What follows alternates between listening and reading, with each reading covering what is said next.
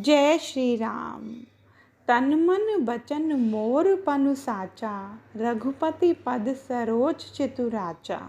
सद्भाव रामायण अयोध्या कांड अध्याय 8 सरस्वती जी की पसंदगी। मंथरा माने रामचरितमानस का एक भयानक पात्र। रामायण में रावण जितना खतरनाक नहीं है, उतनी मंथरा खतरनाक है। और उसी एक ही मुद्दे पर रावण की कम से कम मृत्यु तो हुई, पर मंथरा की मृत्यु हुई या नहीं, यह अभी तक किसी ने लिखा नहीं। अभी वह जीवित है। अब भी अनेक बार मेरे और आपके मानस में मंथरा की लोभी प्रवृत्ति पैदा होती है और हमारे जीवन के राम राज्य को वह बिगाड़ती है। मंथरा का चरित्र बहुत संक्षिप्त है, पर उसकी प्रभावशीलता अधिक है। मंथरा को देखकर सरस्वती को यूँ लगा कि उसकी बुद्धि भ्रष्ट की जा सकती है। उन्होंने मंथरा की बुद्धि पर रजोगुणी माया का प्रहार करके उसे भ्रष्ट कर डाला। बुद्धि के बदलने के साथ ही मंथरा का सारा दर्शन बदल गया। बात सही है, जब मानव की बुद्धि भ्रष्ट होती है तब उसका दर्शन ही बदल जाता है। वालिया लुटेरे की बुद्धि बदल गई और इसके साथ ही वह हिंसा करने से रुक गया और शास्त्र लिखने बैठ गया।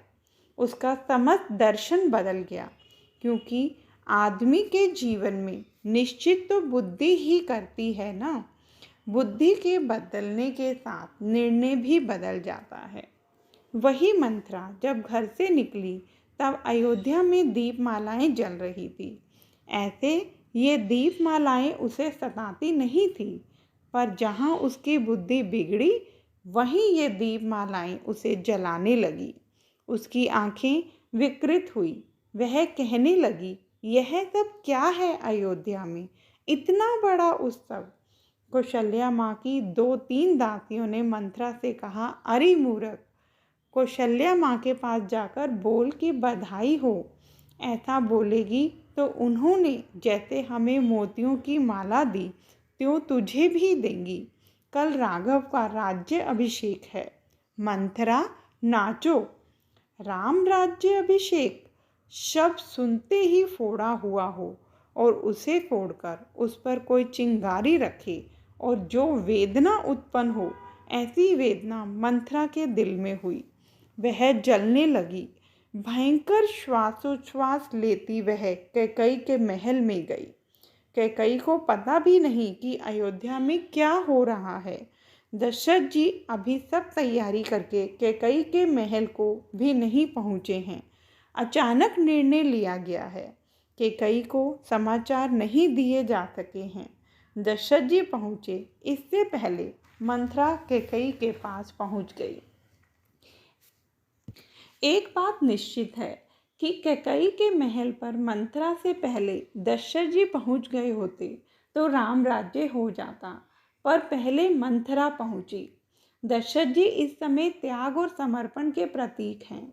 जीवन में यदि समर्पण जल्दी आ जाए तो राम राज्य होते देर नहीं लगती, पर समर्पण से पहले मंथर रूपी मोह आए तो राम राज्य बिगड़ जाए। कैकई के महल में भी पहले मंथरा आई। तुलसीदास जी वर्णन करते हैं, महारानी कैकई खड़ी थी। मंथरा प्रणाम करके एक ओर बैठ गई, कुछ बोली नहीं। भयंकर श्वासोच्छ्वास लेती है। 2-3 बार कैकई ने पूछा, क्यों री, तू चुप क्यों है? मंथरा कुछ बोलती नहीं। मंथरा की वाचालना बहुत थी, इसलिए तो रामायण में उल्लेख है कि जब वह बहुत बोलती तब लक्ष्मण जी उसे चांटा मारते। लक्ष्मण और शत्रुघ्न की मंथरा पर बराबर नज़र रहती। उन्हें लगता कि इस महिला की प्रवृत्ति कुछ एक ऐसी है कि कदाचित भविष्य में यह हमारे कुटुंब में विक्षेप डालेगी। इसलिए लक्ष्मण जी कई बार उसे चांटा लगा देते।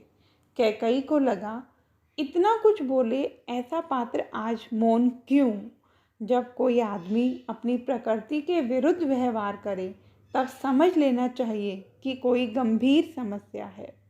कैकई पूछती है, मंथरा, तू बोलती क्यों नहीं? फिर भी मंथरा चुप रही। तब कैकई की आंख में आंसू आ गए। वे बोली, जल्दी कह मंथरा, अयोध्या में राम कुशल तो है ना? राम की कुशलता कैकई ने पहले पूछी। इससे साबित होता है कि कैकई को राम पर कितना प्रेम था। कैकई को राम पर बहुत प्रेम था, इसमें दो मत नहीं। और बात भी ठीक है कि कैकई ने थोड़ी मुश्किल खड़ी की और राम को वन में जाना पड़ा। तुलसी जी को यह बात पसंद नहीं आई, हमें भी पसंद नहीं आई, पर एक वस्तु से इनकार नहीं हो सकता कि कैकई ना होती तो इस देश को भरत ना मिलता। जय श्री राम।